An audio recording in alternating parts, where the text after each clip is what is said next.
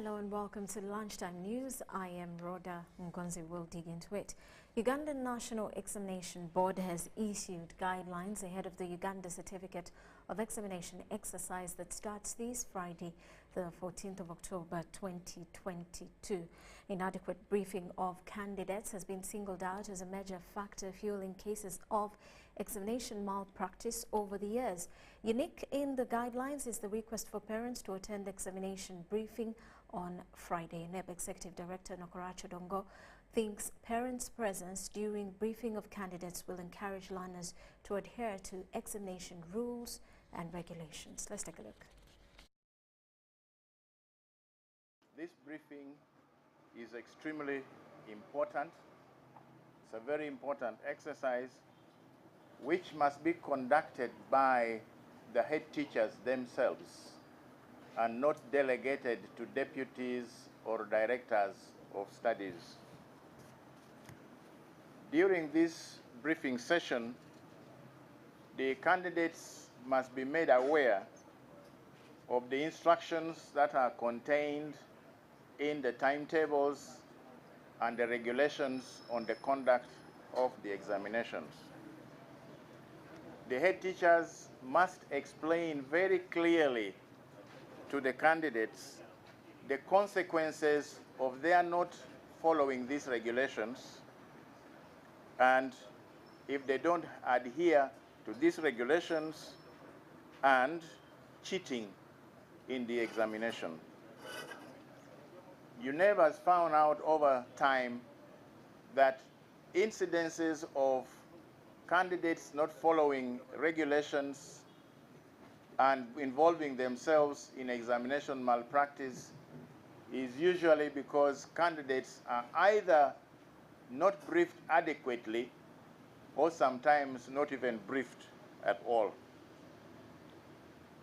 We also wish to encourage parents, those parents who can, to attend this briefing as well.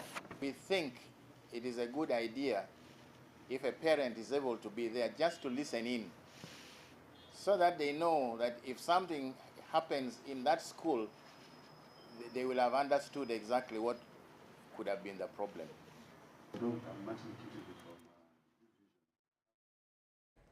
Meanwhile, the Norwegian Refugee Council has organized a policy dialogue on unpacking employment laws and procedures for refugees in Uganda. The dialogue brought together different stakeholders from government, agencies and related refugee settlements to forge a way forward on the employment rights, limitations and opportunities of refugees in Uganda. Uganda hosts over 1.5 million refugees and asylum seekers, mainly from South Sudan, Democratic Republic of Congo and Burundi. Over 80% of the refugees are hosted in 13 districts in the north, southwestern region and in Kampala, where they coexist with communities that host them. With prospects for dignity and self-reliancy, the Norwegian Refugee Council organized a policy dialogue on unpacking employment laws and procedures for refugees in Uganda. And the idea is to make sure that we understand better what are the requirements, and then we can disseminate that together with the Employment and Livelihood Refugee Response Plan, which of course was launched earlier this year. But it's also a time which is very difficult with high inflation, but also we are looking at making sure that refugees and also other urban Ugandans are able to sustain themselves better during these difficult times. Sensitization of both refugees and also the government service providers. The refugees need to understand that the documents that they have for their identification will not earn them shortcuts, but also government, we need to understand that the documentations that they have been obtained in a certain context. Job searches for young refugees, those that are in the cities, the employment creation, especially by the private sector. We're looking at skilling as one of the key components that should be promoted. And in this case, we're looking at vocational training. We know that NRC and other partners are already providing skilling, but also looking at it should be provided with certification. The stakeholders meeting aims at leveraging the forum for information, sharing on barriers faced by displaced persons in pursuit of accessing registration of business and acquisition of necessary documents. We are asking if things could be easy for us also to be able to get employment. There's a challenge in the documentations. The documents they asked from us to produce, especially the IDs, we realize that there are some departments that doesn't recognize the refugee ID. They will need an additional document to back it up. But as a refugee, you only have the refugee ID card. Norwegian Refugee Council is an international humanitarian and non-government organization that protects the rights of people affected by displacement and has operations in Kampala, southwestern Uganda and West Nile. Zahara Abigawa, UBC News. Now, the Ministry of Health is set to receive Oxford and Sabin vaccines for the Ebola Sudan virus manufactured in the UK and USA, respectively. The Minister for Health, Dr. Jennifer Cheng, said this at an emergency ministerial meeting on preparedness and response on Ebola disease by African countries. At the time of Ebola Sudan virus disease outbreak in Uganda, Ministry of Health did not have vaccines for this particular strain. However, the ministry will soon receive Oxford and Sabini vaccines that will be used in the affected districts. We are expecting about 171 doses of the Oxford vaccine and about 300 doses of the Sabin vaccine. As you see, these are small quantities. More quantities will come in November, and in November we are looking at 40,000 doses, 70,000 doses. Those are much more. That is why I'm emphasizing that for now we have to focus on community strength. While opening the emergency ministerial meeting on preparedness and response to Ebola virus disease outbreak, Prime Minister Robina Nabanja emphasizes prevention in the fight against Ebola virus disease. We are utilizing all parts of government to strengthen this response by deploying a whole of government approach to build on the capacity that we have across ministries, departments, and agencies. Neighboring countries are now on high alert after Ebola virus disease outbreak in Uganda. We are working closely with the surrounding countries to improve surveillance at the ports of entry. We are working very closely with the government of Uganda to ensure that the areas where someone has been identified as having Ebola are well secured with information. Because when the public has good information, then they will behave. About 99% of vaccines are imported in Africa, thus a call to build capacity to manufacture vaccines by African countries. By 2040, Africa should manufacture 60% of the vaccines that we use here on the continent. So it is a very big target, but we know we can be able to reach it. The minister says more research is done to ascertain how long the vaccines are able to protect one from contracting the virus. Ebola is often fatal, but vaccines and treatments are now available for hemorrhagic fever, which is transmitted to humans by infected animals. The first cases were reported in Mubende districts before the epidemic spread to neighboring districts of Kasanda, Chegegwa and Kagadi. Human transmission is through bodily fluids, and the main symptoms are fever, vomiting, bleeding and diarrhea. Infected individuals do not become contagious until after symptoms, with an incubation period of 2 to 21 days. 5 affected districts have seen 54 cumulative confirmed cases with 19 deaths and 20 recoveries. Maria Nwamcha, UBC News. Now, Kampala Metropolitan Police spokesperson Patrick Onyango has confirmed a complaint about an alleged illegal kidney harvest from Awan Kabanda Mohamud, who was being treated at Old Kampala Hospital. Now, Onyango says a general inquiry file has been opened and investigations have begun. The lawyers of the patient in question have served Old Kampala Hospital a notice of intention to sue. Because he brought documents, medical documents from two various hospitals that he alleges he went and did tests in those two hospitals, and all the results were showing that one of the kidney is not visible. So when he came with his complaint, we registered and recorded his statement. We have given him a medical form to take to police surgeon, our doctors, who are supposed to fill and also test and examine him. So after examining him, we shall wait for the report from the police surgeon. The other party of the hospital, they are accused. We gave them a summon, and yesterday afternoon, they responded to our summon. They reported to Old Kampala Police Station.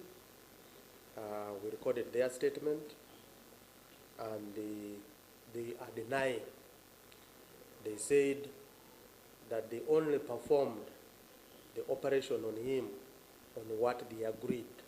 Here, we are claiming and we are demanding that Old Kampala Hospital as an institution, as the hospital, they have a mandate to pay our client a sum of Uganda shillings 5 billion for the compensation for the wrongful extraction of his kidney. So, failure of which, within 3 days, we shall be compelled to go to the courts of law to seek legal redress.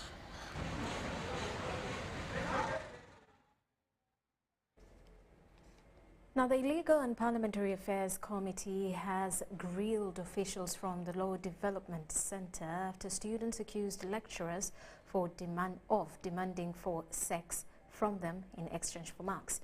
The Dons were also tasked to explain tuition fees increment that burdens parents, guardians and students. The head of Burr Course, Annette Karunji, told the MPs that the issues raised in the petition by the students were baseless.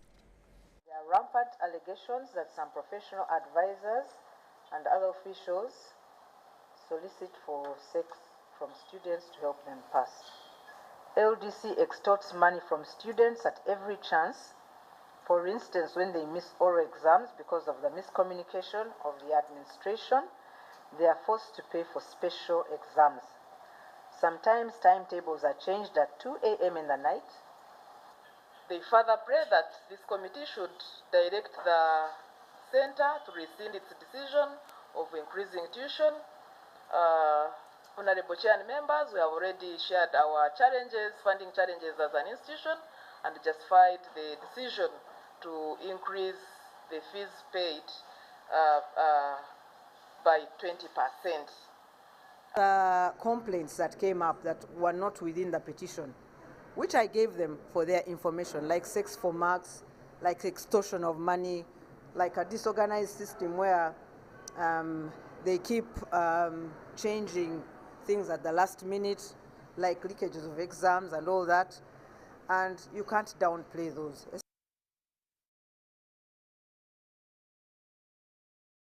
Has appealed to the indigenous Banyoro not to despair in their bid for their human and land rights claim. Mwogezi Butamanya, who is also the chairperson of all traditional leaders in Uganda, met the appeal while meeting the members of Bunyoro Kitara Reparations Agency, an indigenous Baruli and Banyara Reparations Agency at his Chibira Palace, Nakasongora Town Council. Sabaruri Mwogezi Butamanya says that positive change about an inevitable cause can only be delayed but not stopped, hence advising the indigenous Baroli not to give up in the legitimate pursuit of their land rights.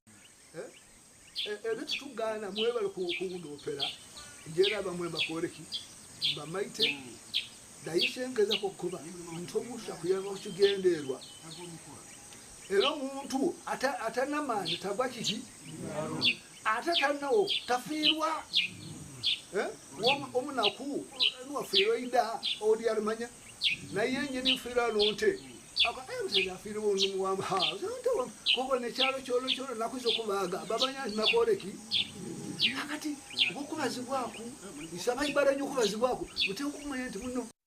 Sabaruli Mwogezi Butamanya adds that the fact that most of the natural resources is set to drive the Ugandan economy in the next 30 to 50 years' time, like oil and rare earth minerals, are being discovered in the former Bunyoro-Chitara Empire sphere, means that the indigenous Banyoro's voice cannot continue to be wantonly ignored. The Director of Operations, Bukitare Pass, Solomon Muhumuza, reported to the Sabaruri that in Communication Reference Number 693/18 of the African Commission on Human and People's Rights, the case which the agency filed with the African Court has reached and passed the admissibility stage. We were proud of getting UBC in Nakasongola because we are knowing that this radio is going to help us to help the Baruli to bring out their views and to get solution how they can solve their problem. Mostly we have a challenge of land, but there are no programs on radio to sensitize the Baruli on how they can handle and utilize the land. That is why today most of the Baruli we are landless. Solomon Muhumuza says that the case was filed in accordance with Chapter 54 of the African Charter on Human and People's Rights. It took so many issues as far as violation of human rights of the Banyoro, but one among many is the issue of land, because the issue of land is so very sensitive, and very many people are crying over evictions in Bunyoro and in Uganda at large, but specifically in Bunyoro. And when I talk of Bunyoro, I want everyone to know, I mean the Greater Bunyoro, the Bunyoro including East Ross counties, which were next to Uganda by the 1900 agreement. So we have managed to pursue that issue, and we have managed to receive the most difficult hurdle, or to pass over the most difficult hurdle on the rules of procedure of the African Commission, that is the admissibility level. The Sabaruli commended Bukitarepa Ibara members for their work and donated to them a copy of the Ruruli Lunyara dictionary book titled A Dictionary and Grammatical Sketch of Ruruli Lunyara. Now, an estimated 91,600 children in northern eastern Uganda are at risk of the effects of famine, according to the World Vision report. About 143,370 children aged between 6 to 59 months have reportedly been screened for malnutrition in 6 out of 9 districts of Karamoja sub-region. We want a better nutrition. You have seen the statistics for Uganda. In the land of plenty, the stunting is quite high among kids aged less than 5. We have regions that are really, food secure in terms of quantity of produce, but still we have stunting issues, which means that we're not eating the diversity of food that this country provides. And we have worked on a response plan to address the challenges in Karamoja. And one of the things that we are looking at is being able to treat malnutrition to prevent any death. But we also look at other illnesses that are leading to death. So we have to do a multi-sector approach in ensuring that we address the things squarely. But if production is enhanced, food production, even the prices, the principle, the theory of food and supply will take root, that prices will lower when food supply or food production is a little higher. Always Be Tolerant organization, ABETO, has advised the youth to participate in all peaceful activities for a violent-free society. This was during an event organized by ABETO in partnership with Bank of Baroda at Nawisonsa Girls Secondary School. ORSB Torrent organization, in partnership with the Bank of Baroda, has urged the youth to embrace sustainable peace for a violent-free society. The chairperson, ORSB Torrent organization, Moses Musana, wants young people to emulate former leaders, mainly Nelson Mandela and Mahatma Gandhi, who resisted violence but eventually achieved peace in their countries. This was at an event held at Nabisusa Girls Secondary School aimed at promoting tolerance in the country. Nelson Mandela, Mahatma Gandhi, Mwalimu Nyerere, Martin Luther King, and Kwame Nkrumah. All these people, though they are dead, but they are alive in people's minds because they advocated for peaceful coexistence. That's why we remember them. That's why we are at Nabisusa Girls School, to promote these values into the younger ones for a future generation which is peaceful. The deputy head teacher, Nabisusa Girls Secondary School, Hachimera, says keynote addresses help build capacity among the youths. Girls have been taken through to adopt the culture of saving, and how saving is very important, and that whatever amount of money that one gets can at least save something.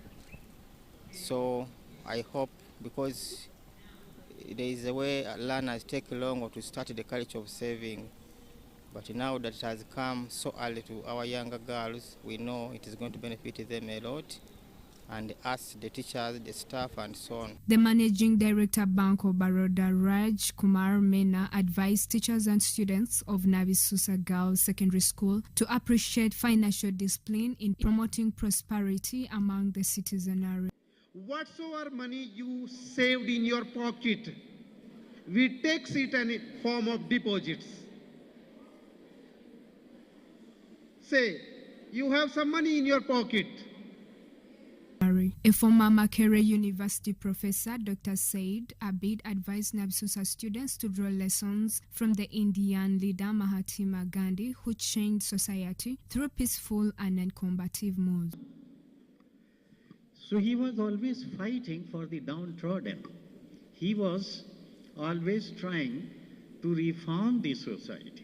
A number of students at Nabisusa Girls Secondary School were appreciative of the training and advised for more of the same. I've learned to save. I've learned to manage my money, to show people that women can do far more than cooking, than giving birth to kids, far more than cleaning the house and keeping the home. We are much better than that. Justin Nakami, Tanaba Kenneth for UBC News. And with that, we take a quick break. When we return, business news. This is Lunchtime News.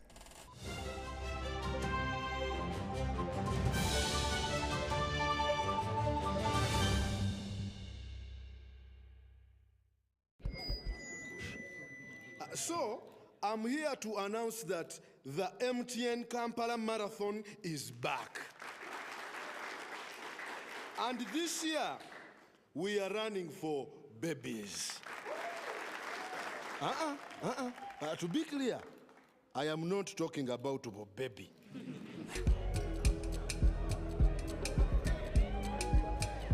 No. And neither am I talking about to be baby.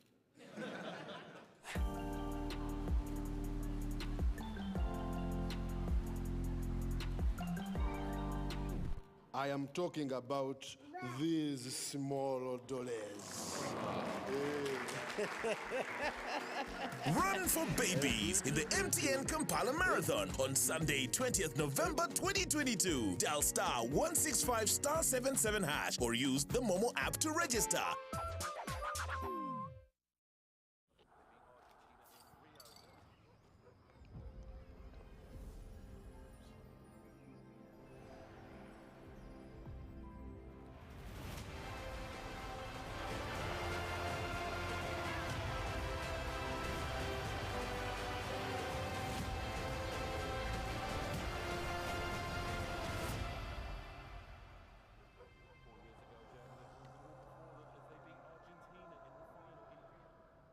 Get connected today with the My Airtel 4G smartphone, the most affordable smartphone in Uganda. You get to enjoy free My Airtel smartphone. money. Visit the nearest Airtel outlet today and get one at only 250,000 Uganda shillings. Airtel, the smartphone network. The Ministry of Health informs the public that there are confirmed cases of Ebola in Uganda. We, however, urge the public not to panic as the situation is being managed. The Ministry of Health further reminds the public to be on the lookout for any persons who may show signs and symptoms of Ebola. These include high body temperature, abdominal pains, diarrhea, vomiting, bleeding from the body openings such as the nose, eyes, and mouth. Please inform the nearest see anyone with these signs and symptoms. Spreading further, please take the following preventive measures: regular washing of hands with water and soap, avoid handshaking and hugging, avoiding any contact with any suspected Ebola patients. Any person who dies suddenly should not be buried but reported to the nearest health worker or LC1 immediately. For further information, please call the Ministry of Health toll-free number on 0800 100 066 or send a free SMS to your report on 8500. This message is from the Ministry of Health with support from UNICEF and World Health Organization. Stay connected on the largest 4G network in Uganda using the Airtel 4G Pocket MiFi at only 75,000 Uganda shillings. It comes with 15 GBs free, valid for a month. You can connect up to 10 of your friends and family at a go. Visit the nearest Airtel shop to get one today or call 0800 333 330 for free delivery within Kampala. Dial *175 *9# to activate free 15 GBs. Airtel, the smartphone network. Quatesimu! Get the 4G smartphone of your dreams today and pay as you use. Choose from the Neo, Samsung A03 10 and pay conveniently in daily, weekly, and monthly installments for a period of a year using Airtel Money. You will also enjoy free 3 GB and 100% bonus data on weekly and monthly bundles every month for 3 months. Visit any D-Lite shop or select Airtel Money branches countrywide and apply. Airtel. My name is Charles Peter Maiga, the Katikiro of Buganda. It's very important to groom and nurture children into responsible citizens. But that doesn't mean that we've got to beat them up, got to hurt them. I think we need to groom our children into people who have self-worth. That will enable us to have citizens who will be responsible and who will also look at violence with disdain. Because a violence-free childhood is everyone's right. Raising voices. Vimba! Ni MTN Kabode Super as you pay mpola for this smartphone. Make calls, update your WhatsApp status, watch YouTube, and Google anything under the sun with 2 GB worth of data every month for 7 months. Simply make a small deposit of 99k and pay the balance mpola. You can pay in daily, weekly, or even monthly installments while you enjoy your new phone. So what are you doing today? Visit any MTN shop near you and get the MTN Kabode Super easy.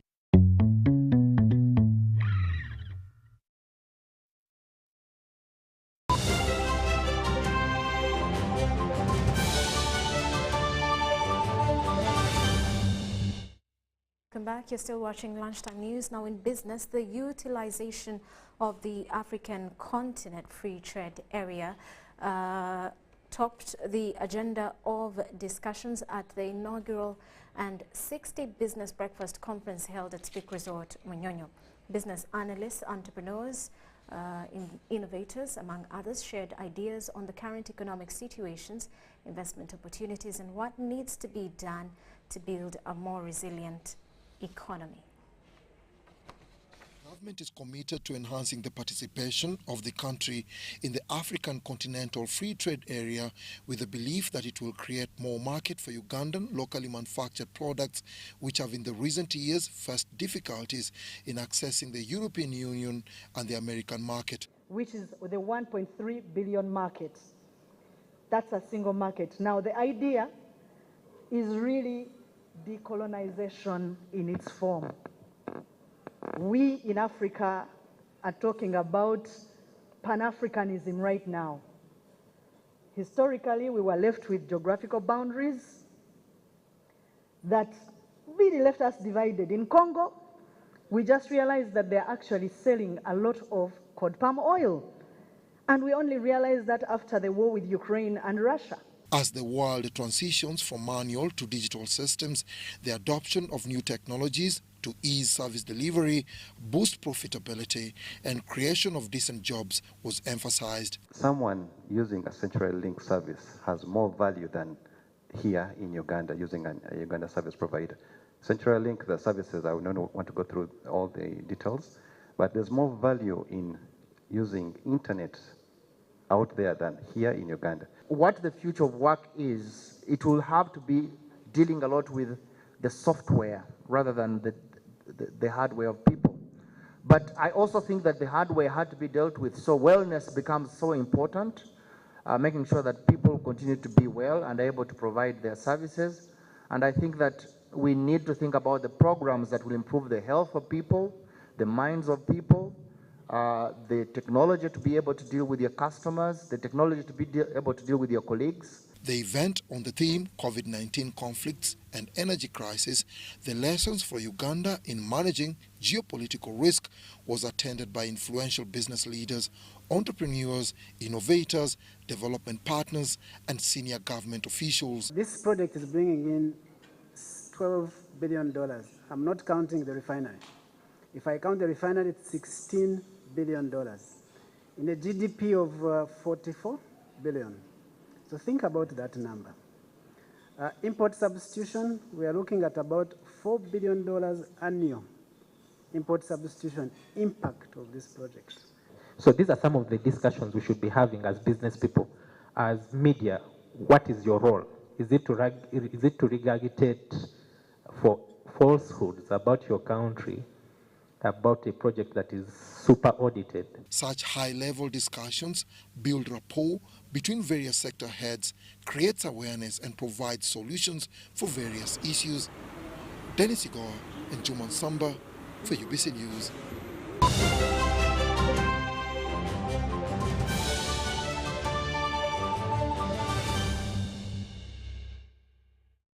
In sports, Uganda Skateboard Union has been boosted by its partners, Impact Building Solutions, who have constructed a 3-room carbon-free house for them at the Chitintale Skate Park. The facility is aimed at growing the sport further. With the 2024 Paris Olympic Games around the corner, Uganda Skateboard Union is doing all within its means to ensure Uganda features as a pioneer presence of skating at the world's biggest sports spectacle.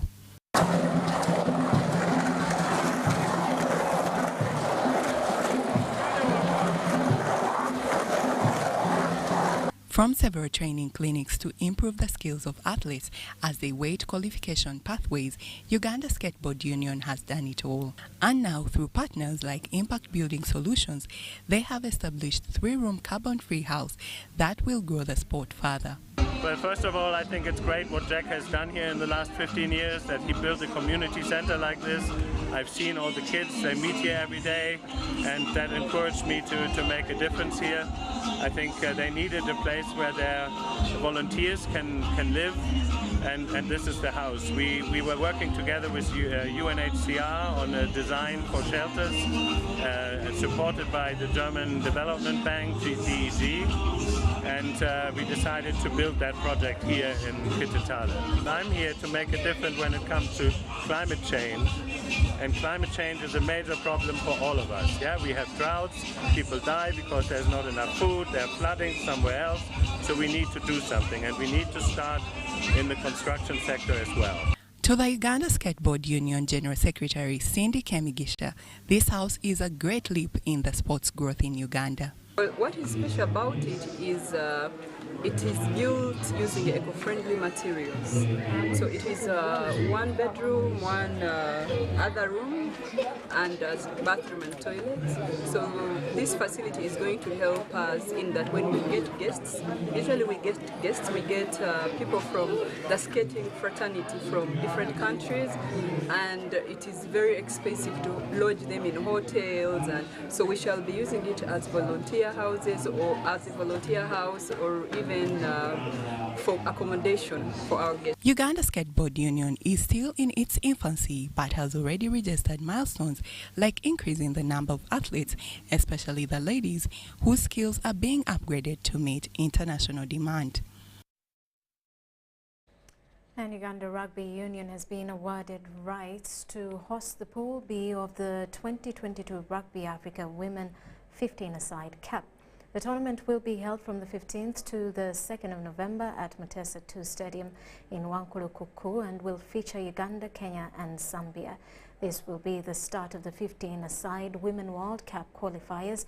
There are 4 pools of the African qualifiers played in different regions, and only winners of the pool will play in the final qualifier next year.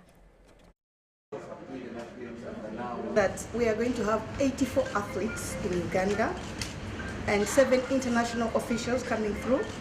And I think it's going to be 10 days of fantastic rugby. I know the girls are ready. I know they're excited. They're doing the best they can with the management team. So for us, our job is to support the girls and be there and work with them. We started training from March. It's been 8 months of hard work. And we're looking forward to those 2 games. We've had small turnovers. Last year we had about 8 players that are not part of this group, and we have 8 uncapped players, and it's amazing how they've grown to this date, and we're looking forward to their performance on the pitch. We are indeed happy to be here in support of the women. As the #1 fan of Uganda Rugby, this is a very special occasion. The women have really prepared and they have put a lot together to get to this day. We know that women in sport have actually been, especially in athletics and netball, in Uganda they've flown the flag high, and we are here for that. We are here for everything that makes Uganda proud, and we are in full support of the women.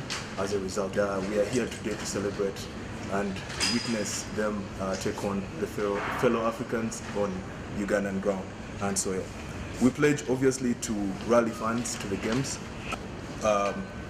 With our pledge from the 9.8 billion, we know that a fair share of that is going to the women's sport in terms of rugby, and we have supported them all year with their activities, and we will not stop there. We continue to show support, and we'll be there for you. And members, we promise that whatever happens after this, the women are going to put on a good show. We are going to put on a good show. Wankulukuku is going to be a turn-up. So show up, enjoy yourselves. Well, that does it for lunchtime news. I am Rhoda Ngozi. Have yourselves a lovely afternoon.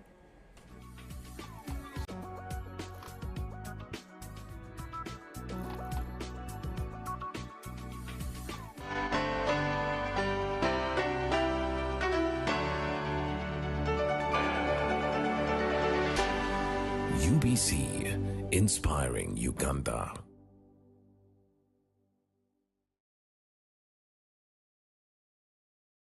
Pick of the day on UBC.